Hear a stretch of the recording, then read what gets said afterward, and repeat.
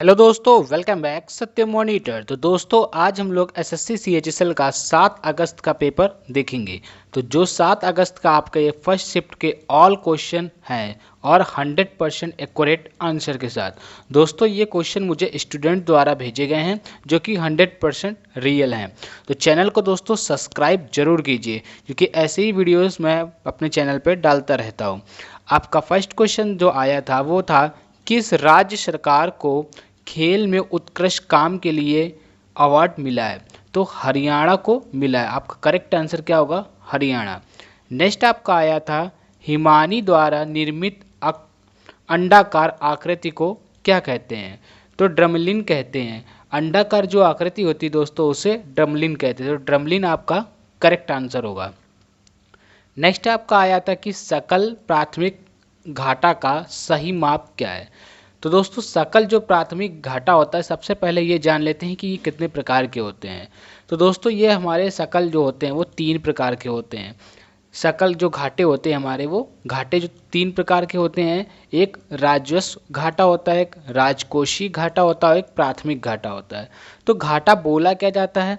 तो घाटा वह राशि होती है दोस्तों जिसके द्वारा बजट में किया गया खर्च आय से अधिक हो जाता है। यानी जो भी हम खर्चा करते हैं उससे जो ज़्यादा खर्चा हो जाता है। सपोज़ आपकी पेमेंट जो है वो 10,000 है लेकिन आपके खर्चे 12,000 हैं, तो 2,000 का आपको घाटा हो रहा है। यही घाटा आपका होता है।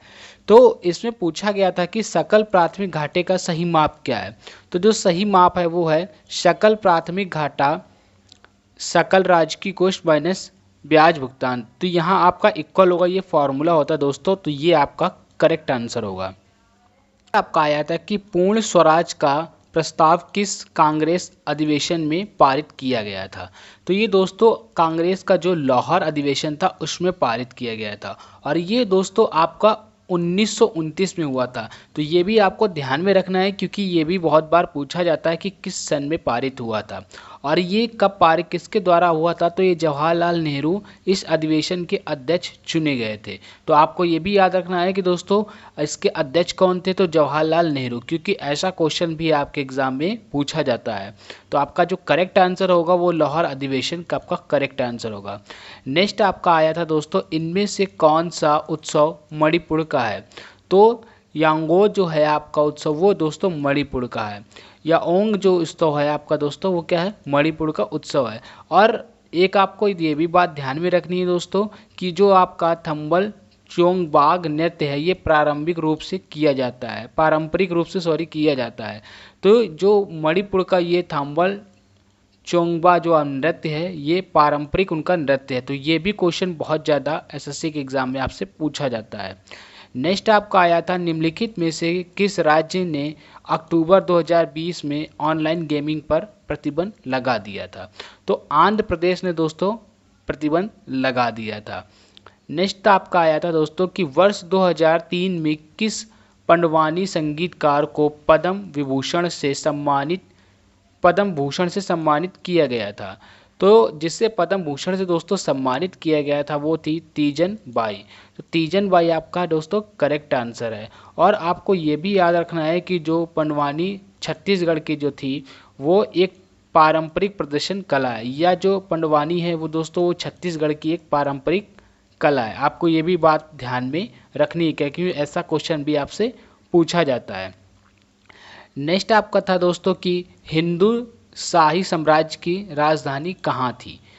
तो दोस्तों सबसे पहले ये जान लेते हैं कि इसकी स्थापना कब हुई थी। तो इसकी स्थापना दोस्तों 822 ईस्वी में कल्लर ने स्थापना हुई थी। तो इसकी 822 में कल्लर में स्थापना की थी।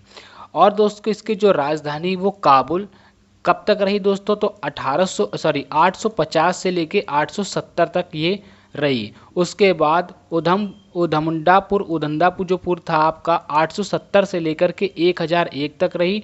और लाहौर आपका 1001 से लेकर के दोस्तों 1026 तक रहा। तो इनमें से जो भी आपका ऑप्शन दिया होगा वो करेक्ट आंसर होगा। नेक्स्ट आपका आया था दोस्तों कि कापर का सही इलेक्ट्रॉनिक विन्यास क्या है? तो दोस्तों कापर का जो परमाणु क्रमांक होता है वो आपका 29 होता है। और कापर का जब दोस्तों इलेक्ट्रॉनिक विन्यास करते हैं तो एक अंतिम एस कक्षक का इलेक्ट्रॉन निकल के डी में पहुंच जाता है, क्योंकि कॉपर 29 और आपका एक होता है क्रोमियम 24 जो आपका होता है। तो इनमें दोस्तों अपवाद होता है, तो इनका एक अंतिम S कक्षक का इलेक्ट्रॉन निकल के वो D में पहुंच जाता है। और भी ऐसे हमारे तत्व हैं जिनमें अपवाद होता है। तो जो कॉपर का दोस्तों आपका इलेक्ट्रॉनिक विन्यास होगा वो होगा 1s2, 2s2, 2p6, 3s2, 3p6, 3d10, 4s1। तो आपका ये करेक्ट आंसर होगा। तो एक नेक्स्ट क्वेश्चन ये भी आया था कि टोक्यो ओलंपिक 2020 में भारत की तरफ से रजत पदक किसने जीता था। तो दोस्तों रजत पदक नीरज चोपड़ा ने जीता था। तो नीरज चोपड़ा आपका करेक्ट आंसर होगा। और इनसे कौन से क्वेश्चन पूछे जाते हैं, तो नीरज चोपड़ा ने भाला फेंक में 87.58 मीटर के स्कोर के साथ स्वर्ण पदक हासिल किया था। तो ये जो था उन्होंने रिकॉर्ड बना लिया था, इससे उनको स्वर्ण पदक मिला था जो कि वर्ल्ड रिकॉर्ड था। और आपका नीरज ने इस जीत में भारत से 121 साल के इतिहास में पहली बार ट्रैक एंड फील्ड में स्वर्ण पदक जीता। तो 121 साल के बाद नहीं आपका ये इतिहास है। तो दोस्तों आपको ये भी फैक्ट ध्यान में रखना है। और भारत के पास 7 मेडल आए हैं जिनमें से 1 गोल्ड, 2 सिल्वर और 4 ब्रॉन्ज मेडल हैं। ये भी आपको बात ध्यान में दोस्तों रखनी है। नेक्स्ट आपका आया था भारतीय संविधान में नीति निर्देशक तत्व यानी DPSP किस देश के संविधान से लिया गया है। तो दोस्तों आयरलैंड से ये लिया गया। तो आयरलैंड आपका करेक्ट आंसर होगा दोस्तों। और संविधान के भाग आपका 4 से राजनीति के निर्देशक सिद्धांत का उल्लेख अनुच्छेद 36 से 51 तक दोस्तों किया गया है। तो ये भी बात आपको दोस्तों ध्यान में रखनी है क्योंकि इससे भी आपके क्वेश्चन पूछे जाते हैं। नेक्स्ट आपका आया था भारतीय संविधान में विधि का शासन यानी कि रूल ऑफ लॉ की अवधारणा कहाँ से ली गई है। तो ये दोस्तों इंग्लैंड से ली गई है। तो इंग्लैंड आपका दोस्तों करेक्ट आंसर होगा। और भी हमारे भारतीय संविधान किन किन देशों से लिया गया है तो वो मैं आपको बताता हूँ दोस्तों। तो ये हमारे जो भारतीय संविधान से जो उधार ली गई हैं विशेषता में कौन कौन सी ली गई हैं, तो संयुक्त राज्य अमेरिका इस देश से आपके मौलिक अधिकार, प्रस्तावना, न्यायपालिका की स्वतंत्रता, न्यायिका समीक्षा और राष्ट्रपति का महाभियोग और उपाध्यक्ष का पद लिया गया है।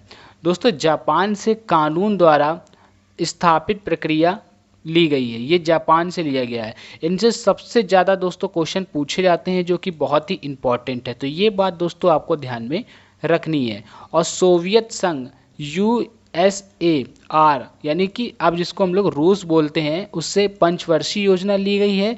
और अनुच्छेद 51 के तहत मौलिक कर्तव्य भी इसी से लिए गए हैं दोस्तों।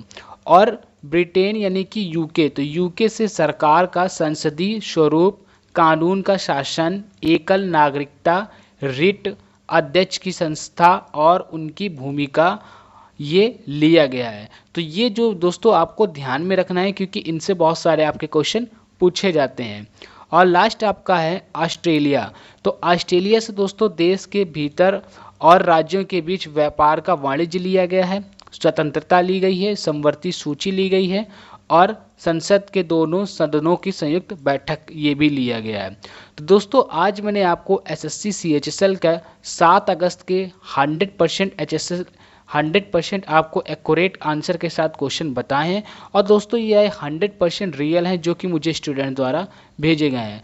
और प्लीज़ दोस्तों चैनल को सब्सक्राइब कीजिए और लाइक कीजिए वीडियो को और कमेंट करके बताइए कैसा लगा।